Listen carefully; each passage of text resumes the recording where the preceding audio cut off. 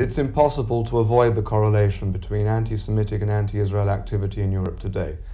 It has been demonstrated that there is a direct correlation between this.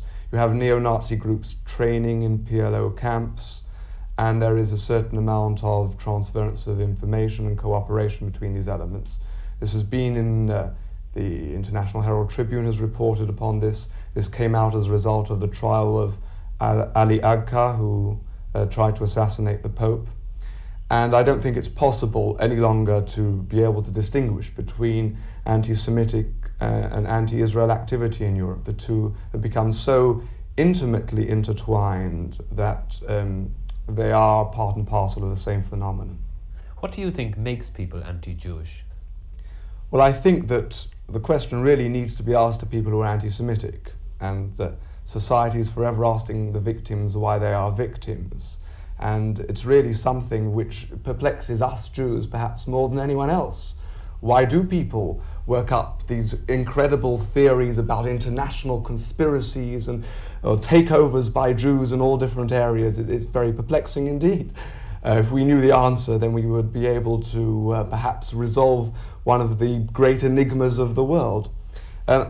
There are various factors, of course. Anti-Semitism is a prejudice like any other prejudice, which will feed off ignorance and suspicion, and particularly will develop well under conditions of economic and social hardship and upheaval. I think that today people are more disorientated and alienated than ever before. It's much easier for them if they can, as it were, find a convenient scapegoat and say, this is the root of all our problems. That whether it's Jews or whether it's Israel, it or they is the source of all the problems in the world, and if only that would be solved, then everything would be hunky-dory. It's a very easy illusion for people to fall into, and Jews are a particularly convenient scapegoat in that regard. But there is obviously something profounder than that, because while it is a prejudice like other prejudices, it is a different prejudice as well. It's something that goes to a deep-root mystical dimension in the human personality, which must have something to do with religious origins. Prejudice indoctrinated generation after generation, and even though Vatican II has done a lot to help dispel that legacy, that evil legacy of the past, it'll take a long time before these roots of this mad prejudice will really be eliminated. Until then, I'm afraid that various authoritarian, totalitarian, terrorist, violent elements will continue to feed upon this legacy of suspicion and prejudice. Do you see politics and the representation of the position of the State of Israel as being an essential part of your ministry as Chief Rabbi? With regards to the first part of your question, I think it's unavoidable for a religious leader to be politically involved. I think he has to be very careful not to be partisan in his political involvement, though. And I think that particularly goes so for a religious leader in Ireland. Together with that, I represent a whole community, and accordingly that representation must from time to time be of a nature political. With regards to Israel, I don't really see that as being my responsibility whatsoever. And I would very much like to see an Israeli embassy in Ireland that would be able to take that burden off my shoulders. But such is the force of circumstances of the unavoidable and indeed intrinsically true link between Jew and Israel, that the media, as it were, and indeed the public, seem to turn to me to be able to respond on those particular issues that affect Israel. You did recently lead a delegation that met the Foreign Affairs Minister. What was that about?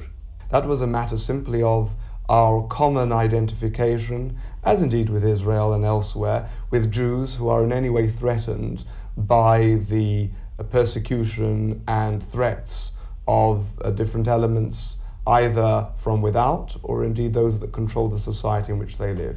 In Soviet Russia today, Jews are subject to an inordinate amount of harassment and of persecution, particularly those who are trying to conduct seminars for the study of Hebrew and of the Jewish religion. And there is no religious freedom in that sense for Jews who wish to express themselves fully as such.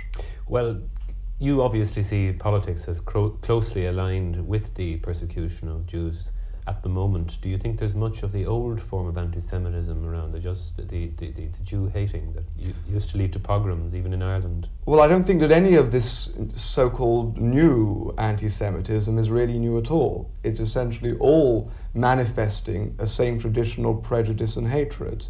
It may be done in a more sophisticated form, and rather than an individual spew forth in vitriolic hatred, he will perhaps disguise it in more cultivated terminology with expressions like "some of my best friends are Jews, but," etc., etc.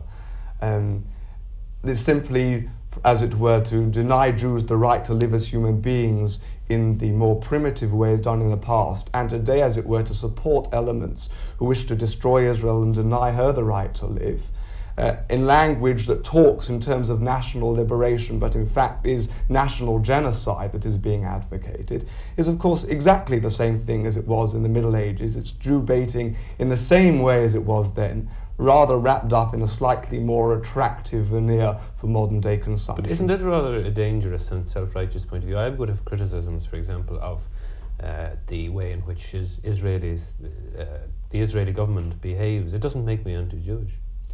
I also have criticisms of many things that Israeli government might do, just as I would have criticisms of things our own government here might do from time to time.